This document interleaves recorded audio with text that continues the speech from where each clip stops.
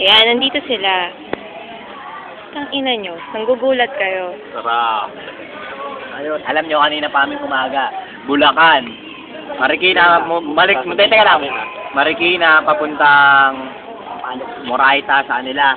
Tapos, ng pinuntahan. pumunta kami dalawa lang muna. Hindi, sarili mo muna, kasi siya naman. Oo.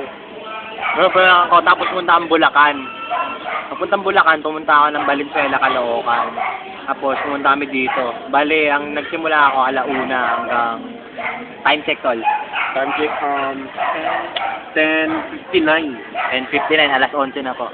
Ikaw tol, saan ka pumunta ngayon? Simula sa kama ko, nagpunta kami ng Recto. Oo. Pagpunta ng Recto, pumunta kami Bulacan. Valenzuela, Caloocan, papuntang Alonas. Yeah. At yung may food trip. Ikaw tol. Ako, nagsimula rin ako sa kama. Pagtayo ko, mga alas 9 yun eh.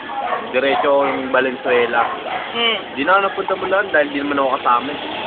Pero dumiretso ulit ako Caloocan. Paggaling ng Caloocan, dumiretso ng Recto. Pagdating sa Recto, sumakay kami ng LRT. Papuntang Alonas.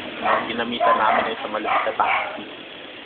Sino nag-taxi? Hindi namin alam papunta dito eh. Pero, Kung di kami nag-taxi, nalakad namin. Baliktad.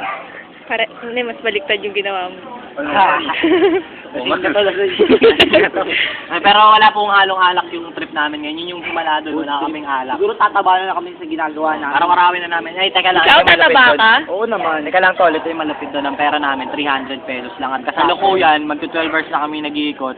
200 pala nagagastos namin. Bawat isang tao 200, 200, 200. Lupit nyo?